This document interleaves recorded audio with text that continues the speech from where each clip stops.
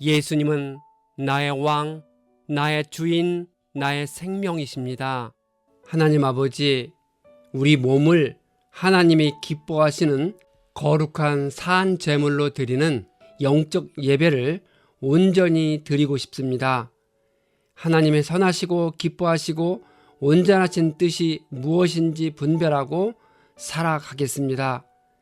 하나님의 나라는 먹는 것과 마시는 것이 아니며 오직 성령 안에 있는 의와 평강과 희락이라는 말씀을 믿고 항상 하나님 나라를 구하며 살아가도록 인도해 주옵소서. 예수님의 이름으로 기도합니다. 아멘. 오늘 읽을 말씀은 로마서 12장부터 14장입니다. 이 말씀의 핵심은 첫째, 우리 몸을 하나님이 기뻐하시는 거룩한 산 제물로 드리는 것이 영적 예배입니다. 둘째, 사랑의 빛 외에는 아무 빛도 지지 말아야 하는데 그 이유는 사랑이 율법의 완성이기 때문입니다. 셋째, 믿음의 형제 자매를 비판하지 말고 죄짓지 않게 행동해야 합니다. 바울은 11장까지 교리에 대한 설명을 통해 구원받은 자의 신분의 변화와 정체성에 대해서 말해주고 있습니다. 12장부터는 신분의 변화를 받은 성도가 자신의 신앙 수준을 어떻게 높여가야 하는지 구체적인 지침을 주고 있습니다. 12장, 바울은 11장까지의 말씀을 근거로 해서 그러므로 우리 몸을 하나님이 기뻐하시는 거룩한 삶의 예배를 드리라고 합니다. 신자에게는 고통이 뒤따릅니다. 죄악된 행동을 포기할 때 세상 쾌락을 잃을 수 있습니다. 또한 새로운 삶의 패턴을 세우려면 익숙한 이전의 삶의 그릇된 습관들과 투쟁할 수 있습니다. 하지만 산 제물이 된다는 것은 끝없는 순교의 고통을 의미하지 않습니다. 대가가 무엇이든 그것은 하나님이 창조하신 본래의 자아를 발견하는 만족의 성취의 길입니다. 고통이 주는 아픔 이상으로 삶의 고상한 목적을 바라보는 기쁨이 훨씬 큽니다. 바울은 이 세상을 본받지 말고 하나님의 선하시고 기뻐하시고 온전한 뜻이 무엇인지를 분별하라고 권면합니다. 하나님을 경외하고 그분 말씀에 순종함으로써 우리의 죄악된 옛 사고방식을 버리고 전적으로 하나님 관점에서 바라보는 새로운 시각을 가짐으로써 우리는 점차 하나님의 뜻을 깨달아 가게 될 것입니다. 그러면 다양한 상황에서 하나님의 음성을 듣게 될 것입니다. 하나님은 우리에게 매일의 결정에 도움이 되는 영적인 원칙을 제공해 주실 것입니다. 은사는 주님의 일을 하도록 성령에 의해 주어진 특별한 능력을 가리킵니다. 따라서 은사는 자연적인 재능 이상의 초자연적인 능력을 말합니다. 어떤 의미에서 은사는 종종 어떤 사람의 자연적인 재능에 영적인 권능을 부여함으로써 만들어지고 개발되는 경우가 많습니다.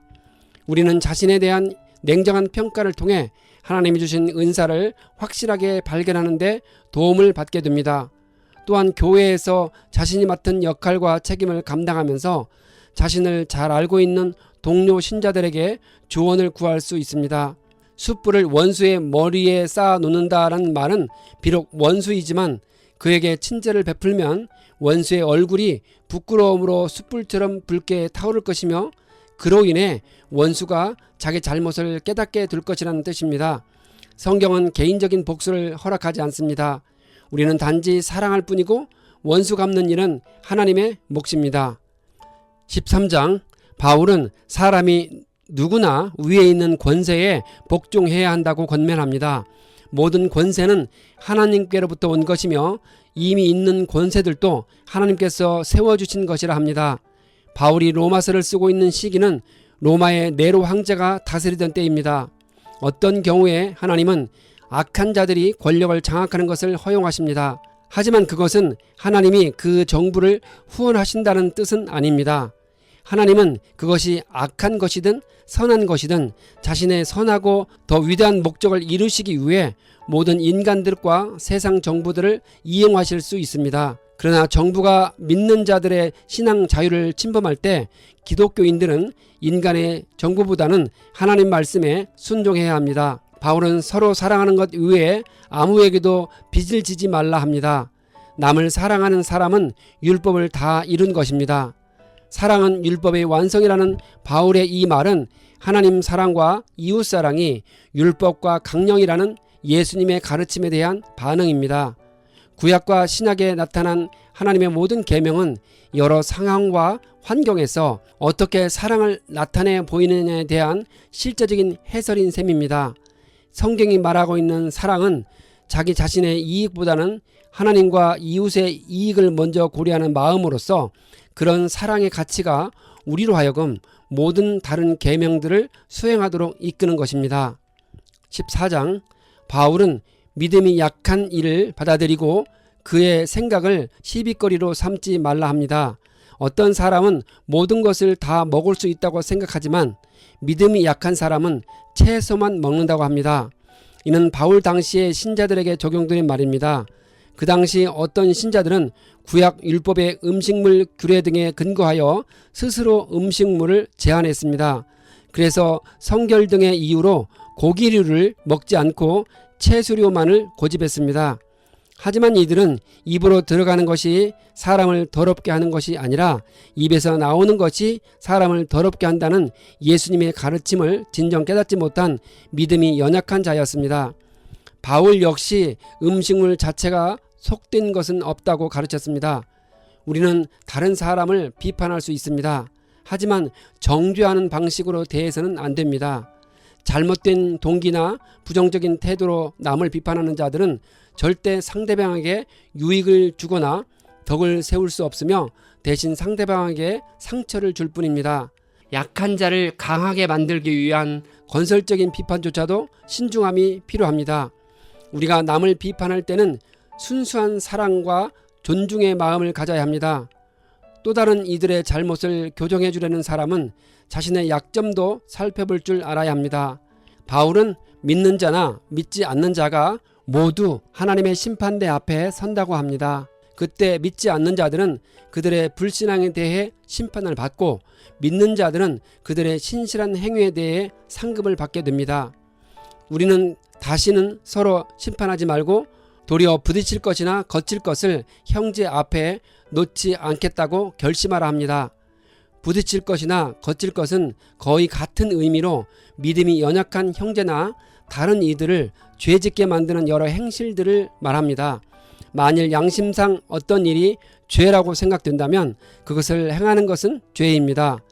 그렇게 행한 죄가 또 다른 사람에게 영향을 미쳐 그로 하여금 죄를 짓게 만들면 자신의 그런 행동이 그에게 거치는 것이 되는 것입니다. 바울은 믿음이 연약한 자들을 위해 참아야 한다고 가르치고 있습니다. 교회에는 다양한 신앙 수준의 사람이 함께 믿음 생활을 해갑니다. 마치 부모가 자녀들의 여러 생각들과 행동들을 품에 껴안듯이 그렇게 신자들은 다른 형제들, 특히 믿음이 연약한 형제들을 인내와 아량으로 먼저 품을 줄 알아야 합니다. 예수님은 베드로의 신앙이 성숙해질 때까지 거듭 그를 허용하시고 용서해 주셨습니다. 어째서 똑같은 음식이 어떤 이에게는 죄가 되고 어떤 이들에게는 죄가 되지 않는가에 의문이 들 수 있습니다. 바울 시대의 음식물은 단순한 먹거리가 아니었습니다. 어떤 음식은 율법상 금지되었고 어떤 음식은 우상에게 바쳐진 제사 음식일 수 있었습니다. 어떤 상황에서 음식물을 둘러싼 옳고 그름의 논쟁은 불가피한 것입니다. 하지만 실상 정결한 절차에 따라 만들었고 상하거나 변질되지 않은 음식이라면 그 자체에 문제가 있는 것은 아니었습니다. 문제는 음식물을 대하는 자들의 신앙 양심에 달렸습니다. 신앙 양심상 거리낌 없이 음식물을 먹으면 그런 자들에게는 음식물은 죄가 되지 않습니다. 반면 양심상 의심하면서 먹으면 그런 자에게는 음식이 죄가 됩니다. 여기서 핵심은 믿음을 따라 행하느냐 그렇지 않느냐에 달렸습니다. 바울이 말하는 중심 내용은 음식으로 말미암아 형제를 실족하게 하고 거리끼게 한다면 고기나 포도주도 마시지 않겠다는 것입니다. 레위기 11장에 기록된 음식 규례는 우리의 건강과 관련된 하나님의 사랑이 담긴 메시지입니다. 부정한 동물을 먹었다고 해서 우리의 구원에 영향을 주지는 않을 것이지만 우리의 건강에는 좋지 않은 영향을 줄 것입니다. 음식은 우리 몸이 깨끗하고 건강하게 살아가는데 꼭 필요하고, 하나님은 우리 몸에 맞는 음식에 대한 규례를 레위기를 중심으로 한 모세 오경에 정확하게 제시해 주었습니다. 우리는 음식에 대한 하나님의 명령과 허락에 대해 분별력을 가지고 먹고 마시며 거룩한 삶을 살아가야 합니다.